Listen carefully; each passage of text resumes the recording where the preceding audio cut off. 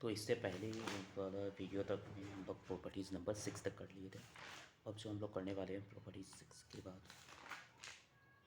Properties 7 होगा, but properties 7 से पहले हम लोग प्रॉपर्टीज़ नंबर 8 एंड 9 करेंगे, ठीक है। तो सबसे पहले प्रॉपर्टीज़ नंबर 8 में क्या बोला, for any two square matrix. सबसे पहले ये बताओ कि स्क्वायर मैट्रिक्स क्या है। स्क्वायर मैट्रिक्स क्या था कि दो रो या दो कॉलम, मतलब क्या, जो कॉलम है वो रो के बराबर होगा, ठीक है। जैसे एग्जाम्पल 2 3 4 2, ये क्या है, स्क्वायर मैट्रिक्स है, मतलब 2 बाई 2 का है। दो रो दो कॉलम, दो रो दो कॉलम, ये क्या हो गया, स्क्वायर मैट्रिक्स। स्क्वायर मैट्रिक्स मतलब क्या है, रो और कॉलम दोनों सेम है, ठीक है, पहले। उसके बाद क्या होता है कि अगर दो स्क्वायर मैट्रिक्स है वो भी सेम ऑर्डर का है, सेम मतलब क्या, अगर मान लो ए है तो ए अगर 2 बाई 2 ऑर्डर का है तो बी भी क्या है, 2 बाई 2 ऑर्डर का। दैट मीन्स क्या, सेम ऑर्डर का है, सेम ऑर्डर का है, ठीक है। दोनों ही मैट्रिक्स क्या है, सेम ऑर्डर का अगर है और वो स्क्वायर मैट्रिक्स है, तो फिर जो मैट्रिक्स का डिटर्मिनेंट होगा, डिटर्मिनेंट जो निकालेंगे, मान लो कि हम लोग ए डिटर्मिनेंट है, ठीक है। डिटर्मिनेंट ए का ए हो गया, ए दिया हुआ है, ठीक है। ये एग्जाम्पल, सपोज एन एग्जाम्पल ये है 2 3 4 2, ये हो गया। फिर एक बी है 3 2 7 4, ये दिया हुआ है, ठीक है। स्क्वायर मैट्रिक्स है, हाँ है, दो रो दो कॉलम, दो रो दो कॉलम, ठीक है। Number of row and number of column same है, सेम ऑर्डर का है, यस। ए भी 2 बाई 2 का है, बी भी 2 बाई 2 का है, सेम ऑर्डर का भी है। तो उसमें क्या करना है कि अगर हम लोग ए और बी दोनों को मल्टीप्लाई कर दें, ए और बी को क्या करें, मल्टीप्लाई कर दें, और मल्टीप्लाई करने के बाद इसका डिटर्मिनेंट निकालें। डिटर्मिनेंट को हम लोग ए बी और इस तरीक़ा से लिख सकते हैं, ठीक है, दो डंडा, ठीक है। ये दो डंडा बोल सकते हैं आप, इसको याद रख सकते हैं, मतलब याद रखने के लिए, ठीक है। तो ये क्या हो गया, डिटर्मिनेंट, ठीक है। तो अब क्या हो गया, ये ए बी हो गया, ठीक। तो ए बी हो गया ये। अब ए इंटू बी करके जो हम लोग डिटर्मिनेंट निकालें, मतलब डिटर्मिनेंट ए बी का जो आएगा निकल के, और जो, या फिर हम लोग ए लिए, पहले ए का डिटर्मिनेंट निकालें, फिर बी का डिटर्मिनेंट निकालें, दोनों को मल्टीप्लाई कर दें, तो भी दोनों ही आंसर क्या आएगा, सेम आएगा। दोनों ही आंसर क्या आएगा, सेम आएगा। मतलब या तो हम लोग डिटर्मिनेंट निकालें ए बी, और ये डिटर्मिनेंट का निकालें ए बी का, ए इंटू बी करके दोनों का डिटर्मिनेंट निकालें, या फिर अलग अलग सेपरेट ए का डिटर्मिनेंट निकालें, बी का निकालें, और फिर दोनों को मल्टीप्लाई करें, तो भी तो जो आएगा आंसर आएगा दोनों का सेम आएगा, मतलब इक्वल होगा। मतलब इस तरीक़ा से, अगर इस तरीक़ा से ए बी और डिटर्मिनेंट है, तो हम लोग क्या कर सकते हैं, इसको तोड़ सकते हैं और लिख सकते हैं determinant of A into determinant of B, दोनों को, ठीक है। तो ये बात बेसिकली यहाँ पे प्रॉपर्टीज़ नंबर 8 में समझना था। आगे बढ़ते हैं, properties number 9। Properties of number of 9 का एक कोडिंग याद रखो, वो याद रखो, सम ऑफ टू डिटर्मिनेंट, बस इतना याद रखो। मतलब क्या होता है प्रॉपर्टीज़ ऑफ 9 में, कि मान लो कि चलो कि ये है, ठीक है, एक डिटर्मिनेंट हम लोग को दिया हुआ है, ठीक है। अब देखो कि क्या है कि ये एलिमेंट्स इसके अंदर देखेंगे हम लोग, ठीक है। जैसे मान के चलो कि ए प्लस एक्स है, B plus Y, C plus Z है, ठीक है। बाकी D G E F E कोई एलिमेंट्स है अपना अपना, ठीक है, अपना अपना एलिमेंट्स है, ठीक है। लेकिन अब क्या है कि यहाँ पे ए प्लस एक्स है, यहाँ बी प्लस वाई है, यहाँ सी प्लस जेड है, तो हम लोग क्या कर सकते हैं कि दो डिटर्मिनेंट में इसको हम लोग तोड़ सकते हैं, ठीक है। ये क्या है, दो डिटर्मिनेंट का सम है, ठीक है।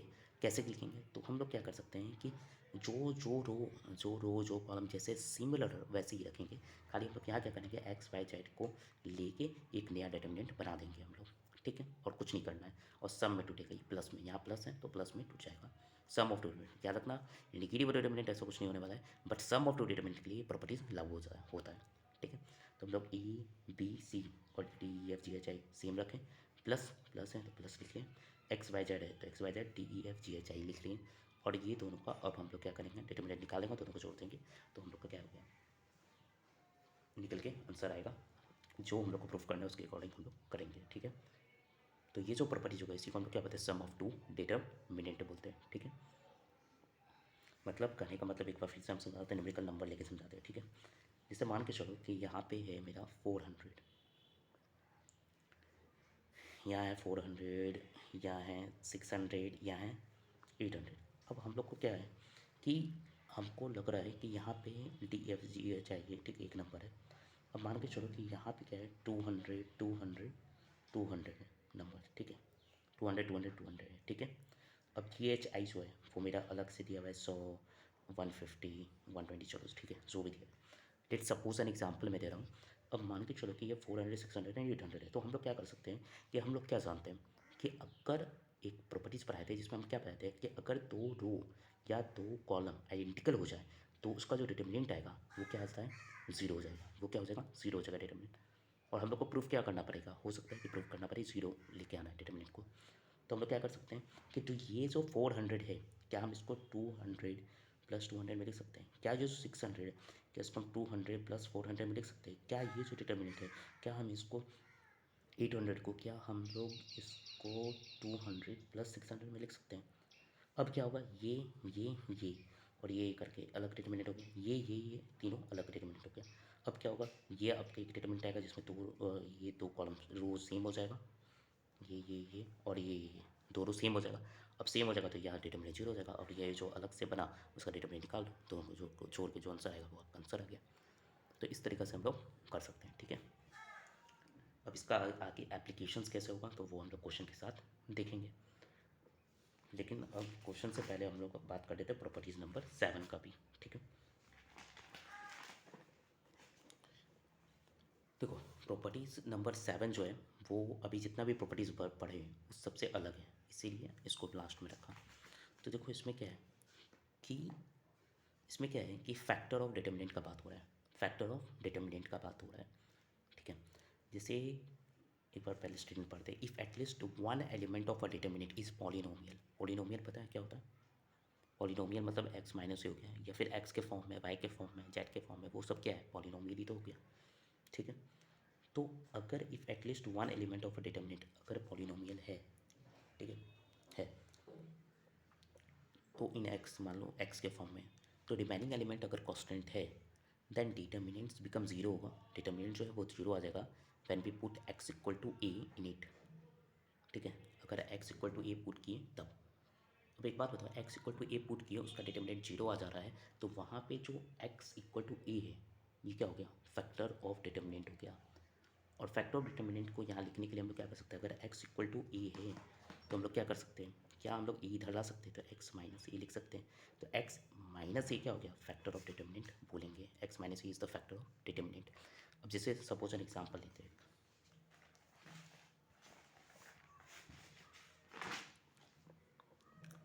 Late A equal to X minus 4 है, 3 है, 6 है, 2 1 2 3 4 3 ऐसे दिया हुआ है, ठीक है। अब यहाँ क्या है कि ये एक्स माइनस है, ठीक, एक्स माइनस ए एक्स माइनस 4 है, ठीक है, इक्वल टू जीरो। तो एक्स इक्वल टू 4 अगर हम पुट करते हो, 4 माइनस 4 क्या होगा? जीरो हो जाएगा। पहली बात तो 4 आ रहा है, जीरो आ रहा है। या फिर हम लोग ये भी बोल सकते हैं कि एक्स जो है, एक्स एक्स की जगह कुछ ऐसा नंबर पुट करो, एक्स की जगह कुछ ऐसा नंबर पुट करो जो ये पूरा का पूरा ओवरऑल जो इसका डिटर्मिनेंट निकालेंगे वो क्या आ जाएगा? ज़ीरो आ जाएगा। ऐसा एलिमेंट पुट करो जो जब डिटर्मिनेंट निकाले तो वो क्या आ जाए? ज़ीरो आ जाए। और अगर वो ज़ीरो आ जाएगा डेट मीन्स क्या, वो नंबर क्या हो गया? वो फैक्टर बन जाएगा इस डिटर्मिनेंट का। एक याद करो कि हम लोग क्या पढ़ते थे, ऐसे करके x square plus number 2x plus 4x मान लो 4 इक्वल टू जीरो, ऐसा कुछ नंबर मान लो। हम लोग क्या बोलते हैं कि कोई पार्टिकुलर नंबर को हम लोग बोलते थे कि यहाँ पे x पुट करेंगे तो अगर जीरो आ जाएगा मतलब इक्वल टू जीरो आ गया तो वो क्या मानते थे? फैक्टर ऑफ मानते थे।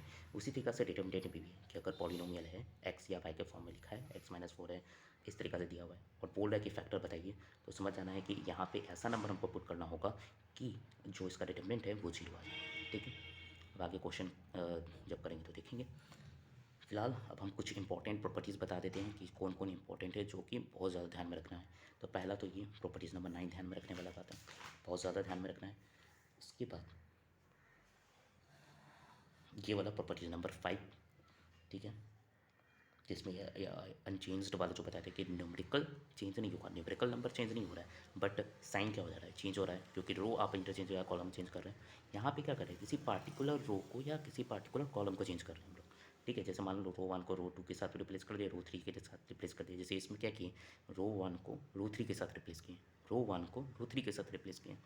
बट हम लोग एक और प्रॉपर्टीज़ पढ़े जो हम लोग पढ़े थे, कहाँ पे पढ़े थे, एक मिनट, ये वाला प्रॉपर्टीज़ पढ़े थे, ये वाला क्या पढ़े थे यहाँ पे कि value of determinant is unchange if the rows and column are interchange. यहाँ पे क्या हो रहा है कि रोज पूरे के पूरे रोज और कॉलम ही इंटरचेंज कर दिए जा रहे हैं, मतलब ट्रांसपोज ही कर दिया जा रहा है, तो भी डिटर्मिनेंट क्या आ रहा है? सेम आ रहा है, अनचेंज्ड है डिटर्मिनेंट, यहाँ कोई भी चेंज नहीं आ रहा है, ठीक है। तो दोनों में डिफरेंस ध्यान में, कन्फ्यूज़ नहीं होना है। और बाकी तो मैंने और दो प्रॉपर्टी जो बहुत ही ज़्यादा इंपॉर्टेंट है वो ये है कि अगर किसी भी एलिमेंट्स में, अगर किसी भी रो में या किसी के कॉलम में अगर पूरे के सारे एलिमेंट्स अगर जीरो आ जाए तो सबको वो इस प्रॉपर्टी के थ्रू हम लोग बोल सकते हैं, प्रॉपर्टी नंबर 1 के थ्रू, कि डिटर्मिनेंट भी आपका क्या हो जाएगा, जीरो हो जाएगा।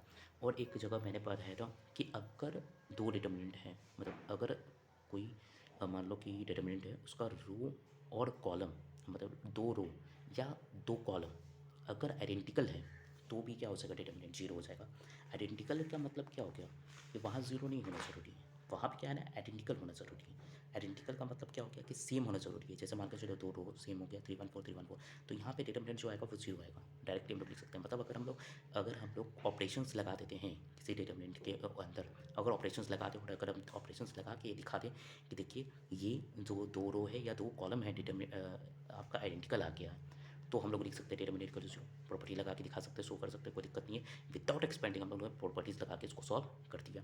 सिमिलरली हम लोगों ने बात किया कि यहाँ पे डिटर्मिनेंट अगर जीरो आ रहा है, सारे के सारे रो या कॉलम जीरो आ रहे हैं, तो क्या हो रहा है, डिटर्मिनेंट जीरो आ रहा है। तो वहाँ पे अगर हम लोग ऑपरेशंस लगाते हैं और किसी भी पार्टिकुलर रो या कॉलम के पूरे एलिमेंट्स को वहाँ पे जो पार्टिकुलर रो में है, पार्टिकुलर कॉलम में है, सारे के सारे एलिमेंट्स, जैसे यहाँ पे पूरे के पूरे रो में क्या है, जीरो है एलिमेंट्स, पूरे के पूरे कॉलम में जीरो एलिमेंट्स है, तो ये क्या है, जीरो हो गया। तो बस हम लोग को क्या करना है कि यही सब प्रॉपर्टी का इस्तेमाल करना है और डिटर्मिनेंट निकालना है सारे के सारे। तो जब हम लोग को क्वेश्चन बोले कि विदाउट एक्सपेंडिंग हम लोग को प्रॉपर्टीज़ लगा के सॉल्व करना है डिटर्मिनेंट को, तो उस तरीके से सॉल्व करेंगे। ओके, तो कुल मिला के प्रॉपर्टीज़ का सारा बात हो गया। अब हम लोग कुछ सम्स करना चालू करते हैं, ठीक है। तो सबसे पहले हम लोग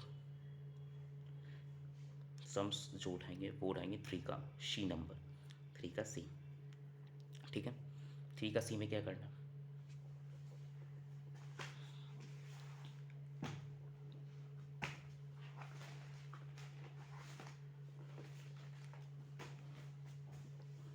देखो 3 का सी सम्स देखो। अब इसमें क्या है कि देखो बीटा, ये क्या है, बीटा है, क्या है, बीटा, और ये क्या है, गामा, ठीक है, ये क्या है, गामा, ठीक है, प्लस ये ऐसे क्या है, अल्फ़ा, ठीक है, ये क्या हो गया, अल्फ़ा प्लस बीटा, ठीक, ये भी हो गया अल्फ़ा, ये हो गया बीटा, ये हो गया गामा, ठीक। 1 1 और 1 इक्वल टू ज़ीरो, मतलब क्या करना है हम लोग को, जीरो प्रूफ करना है, मतलब इसको प्रूफ करके हमको दिखाना है। और क्वेश्चन क्या बोल रहा है कि without expanding the determinant, proof करना है कि ये आपको क्या करना है, विदाउट एक्सपेंडिंग द डिटर्मिनेंट आपको निकालना है और प्रूफ करना है कि डिटर्मिनेंट ये निकल के आ रहा है। और ये क्या है, डंडा, दो डंडा है, और ये क्या है, डिटर्मिनेंट है, नॉट अ मैट्रिक्स। मैट्रिक्स अगर दिया है तो मैट्रिक्स तो मैंने बोला था ऐसे करके देखा, बट अगर दो डंडा है दैट मीन्स ये शो कर रहा है डिटर्मिनेंट को, ठीक। तो अब हम लोग 3 का सी चालू करेंगे।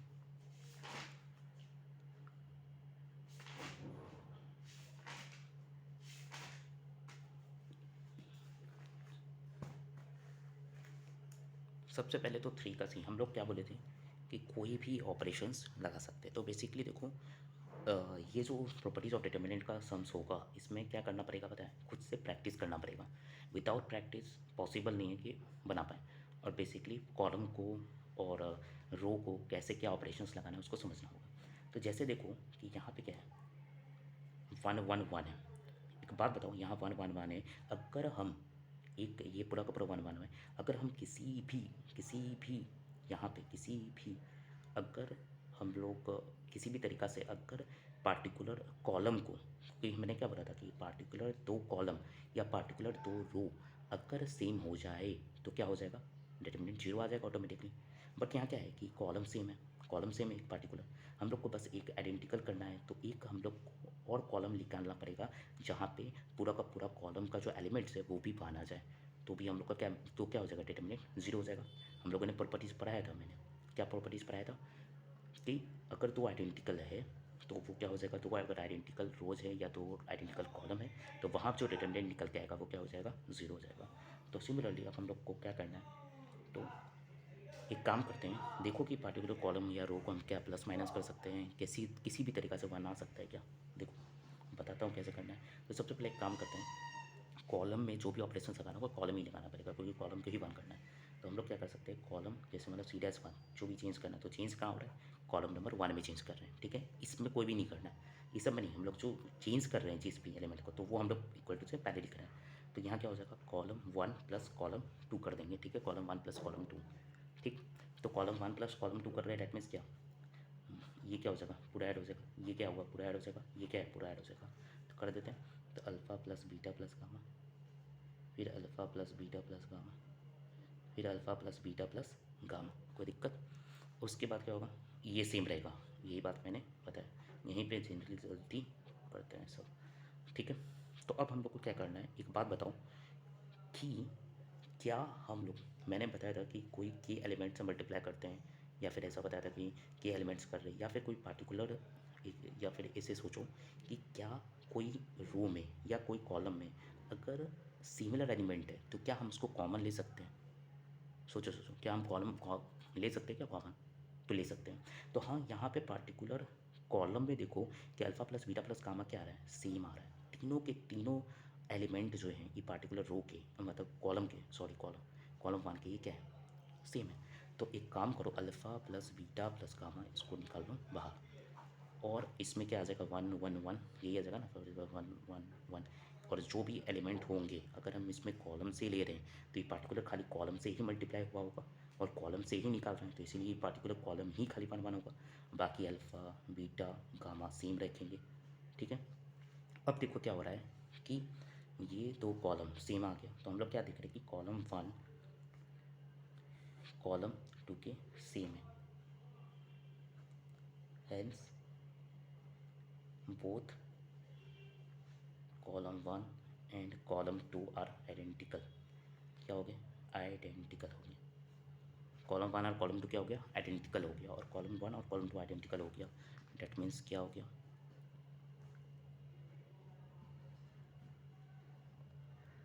क्या हो गया, ये तो मल्टीप्लाई है ना, तो मल्टीप्लाई है। अब क्या हो जाएगा, अगर पार्टिकुलर रो या कॉलम अगर आइडेंटिकल हो जाते, और जैसे यहाँ पे बोथ C1 एंड C2 क्या हो गया, आइडेंटिकल हो गया, तो क्या हो जाएगा, डिटर्मिनेंट इसका बोलो, डिटर्मिनेंट क्या होगा इसका, ज़ीरो, ठीक है, बाय प्रॉपर्टीज़, किसके थ्रू आया, बाय प्रॉपर्टीज़। तो अब एक बात बताओ, alpha plus beta plus gamma multiply करें किसी भी नंबर को उसमें रहेगा, जीरो ही आएगा, तो प्रूफ हो गया यहाँ पे, ठीक। अब एक बार हम प्रॉपर्टीज़ दिखा देते हैं, ठीक है, इसमें कौन सा प्रॉपर्टीज यूज़ हुआ है वो मैं दिखा देता हूँ एक बार।